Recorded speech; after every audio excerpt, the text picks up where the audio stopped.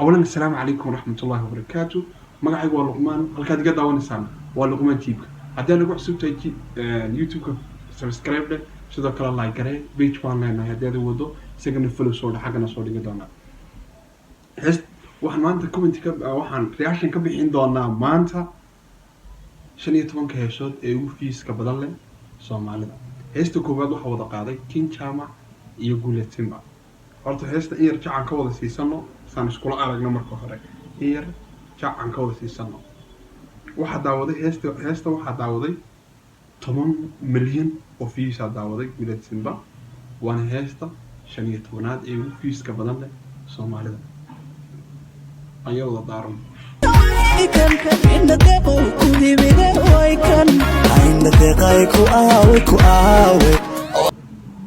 heesta 14aadna waxa wada qaaday Sharma Boy iyo waliba Deeqsan waa heestii waa sax ayada waa sax aniga waa sax waxa daawaday 11 milyan oo views ay gaadhay يا رب دقيسنا يا رب صح aniga ba ahkax marka koortay wax waxaan nabaday wax kale heesta wanaado waxa qaaday ee ugu fiiska badan leh Soomaalida oo marbarbar iyada laftigeega waxa daawaday 11 milyan oo views daawaday bal iyada laftigeega iyo jacan ka wasiisano saad ogaataan heestani idii qaaday heesta 17aad ee ugu fiiska badan leh Soomaalida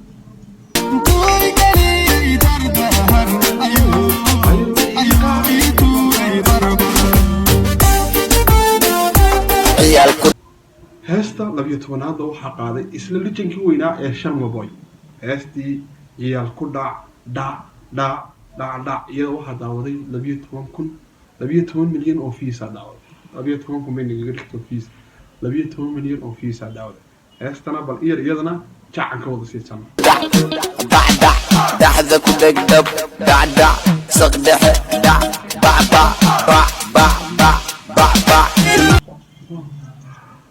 heesta 11aad ee Soomaalida ugu fiiska badan waxa qaaday King Chama gara jacaylkaaga iyada laftigeega waxa daawaday 12 milyan oo views ay gaadhay goobtan imo heede hawsha ila geej garo jacaylka adahi galiye tobanaad ee ugu fiiska badan leh dhanka Soomaalida ee social media waxa qaaday ninka la yiraahdo Ilkaas boqolka raabka waxa daawaday 13 milyan oo views gaadhay baliyada la firkeega heesta tay saan ugu bogano in yaro سيدي سلام يا إسكال قلقان يا أمك عانك يا إسكال أرضليك يا إبارة عيدليك يا إبارة من دمكيسي ضيعي أكسونو هستا سقالات إيو فيسك بدل لدنك Soomaalida waxa qaaday nin Cabdi أكسونو وين كنت جعلها هيستي لو رني way yadna waxa daawaday 13 milyan oo views وإنا كنت حلال أنا love you more than my life أنا أحبك يا حبيبي نقبل دمي مسانا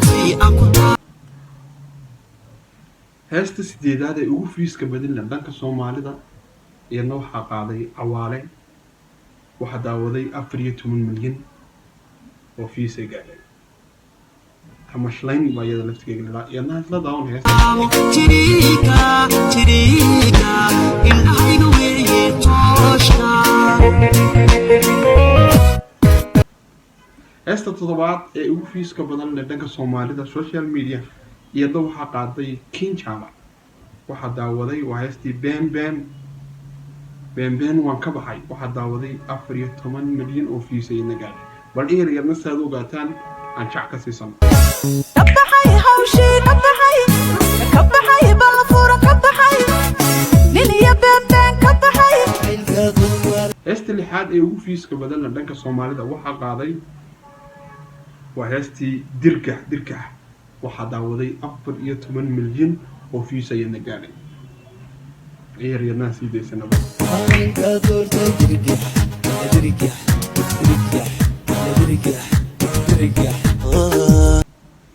heesta 5aad ee dhanka Soomaalida ugu fiiska badan leh iyadana waxa qaaday Safan Xalaq iyo Ayana waxaa daawaday 15 milyan oo fiisay gaadhay bal iyadna jac ciiran ka wada fiisan Ogta ugu habboon kuma gaarayaan garabkaygiyo ragigeysigo heesta afraad ee ugu fiiska badan leh dhanka Soomaalida na waxaa qaaday Guuleed Simba mooga quruxda leh waxaa daawaday 15 milyan quruxdana mar waxaan idhi ma dhirto may subax maydho ubax midab liya ma ka bixisaa heesta saddexaad ee ugu fiiska badan leh dhanka Soomaalida waxaa qaraaday heestii Liil Macaan wey Xariir Axmed waxay gaadhay 15 milyan walagama qaban karo bareer yadna jacayna wixii badan marway ku qabo koran miisaan marisidisa wixii badan marway ku qabo heesta labaad ee dhanka Soomaalida ugu fiiska badan leh waxaa qaaday Sakiyare ala quruxsana waxaa daawaday 17 milyan bareerna in yar jacan ku siisanaysa saad ogaataan heesta sana oo qaabsama inta qalanjadiyo qiimaysana allaqaya iyo qalbi xanana heesta koowaad ee ugu fiiska badan leh heestaha Soomaalida la qaado waxaa qaaday injikii weynaa Nimcaan Hilaac waa heestii ka raystay bukaanadii waxaa daawaday 17 milyan iyo boqolaal baa raacsan inta lama raacin karo inta milyan dhaaftay laakiin heesta hadda waqtigan la taagay ee ugu fiiska badan dhanka Soomaalida waa heestii ka raystay bukaanadii waxaana qaaday Nimcaan Hilaac intaan ku kulmi doonaa barnaamijkan iyo barnaamijka xiga dhammaantiin waxaan leenahay amaana Allah